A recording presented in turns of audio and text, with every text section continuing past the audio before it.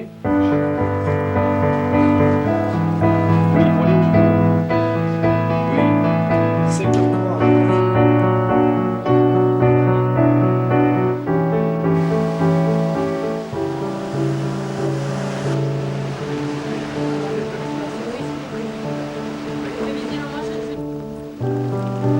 Il était devant la porte, là, on l'a fait rentrer, on l'a changé parce qu'il était en t-shirt, trempé, pieds nus.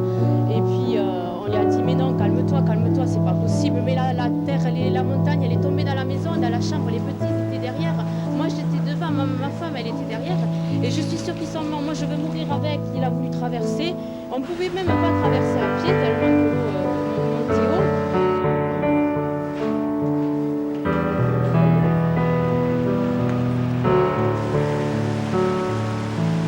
Que du dégât matériel, mais les dégâts matériels sont énormes. On a tout perdu, atelier, tout.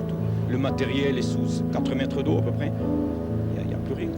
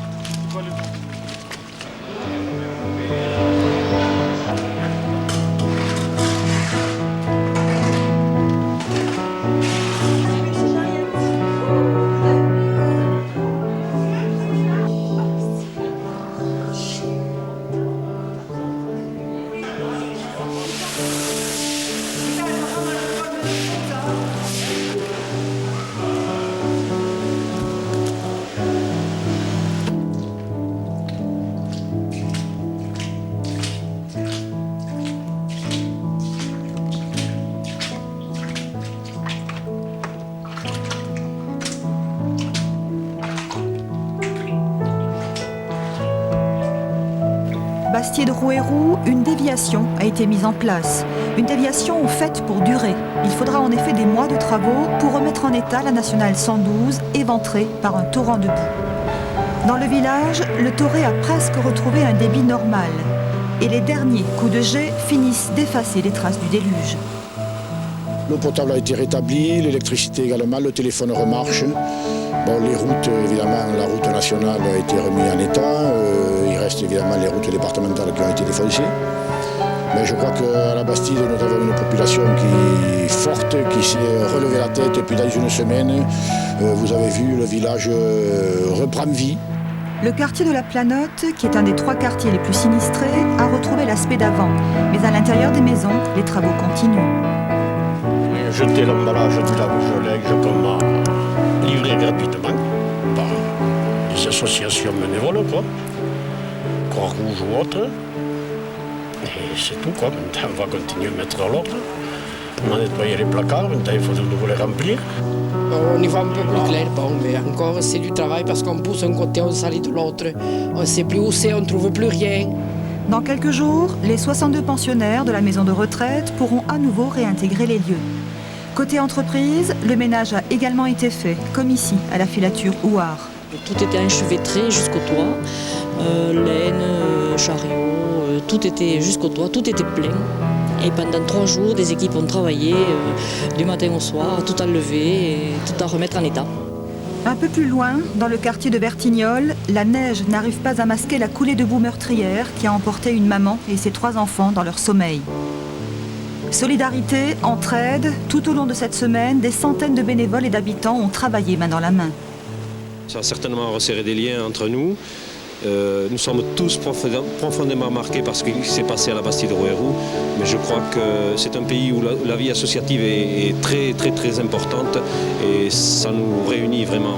Une semaine après la catastrophe, des aides financières et matérielles continuent d'affluer de toute la France. Pour rendre un visage correct aux rivières du département gravement touchées par les inondations, les initiatives se multiplient. À la Cabarède, c'est 47 agents de 3 parcs naturels régionaux du Midi-Pyrénées qui vont travailler pendant 2 semaines sur les affluents du Toré. Venus de l'Aveyron, du Lot, ils prêtent main forte à leurs collègues de l'Hérault et du Tarn. Le travail ne manque pas, la propreté d'abord. Des milliers de détritus jonchent les berges des rivières. Cet entomologiste a enfilé les gants et les ramasse un à un. Alors on a des sacs, celui-ci je l'ai trouvé, c'est un sac que j'ai trouvé parmi les déchets, donc il me sert aussi, je m'en sers. Pour mettre à l'intérieur tous les plastiques, on trouve des plastiques accrochés aux arbres, on trouve des ferrailles. Mais le plus urgent est de dégager les amoncellements de troncs d'arbres et de cailloux charriés par les crues. Pour cela, il faut des équipes spécialisées. Il y avait de très très gros embâcles, de très gros arbres qui s'étaient regroupés, entassés jusqu'à des hauteurs de 5-6 mètres de haut, et donc qui pouvaient en cas de crue menacer les villages en dessous. Donc on a préféré intervenir là-dessus parce que c'était un peu oublié, les accès étaient très difficiles, donc les gros moyens n'auraient pas pu intervenir alors que nos moyens plus légers ont pu intervenir et c'est vrai qu'en une semaine déjà on a fait un gros travail de nettoyage. De cette coopération entre parcs naturels régionaux, tout le monde y gagne et la rivière en premier lieu. Mais le travail qui reste à effectuer est immense, il est question de faire intervenir l'armée pour nettoyer le Toré.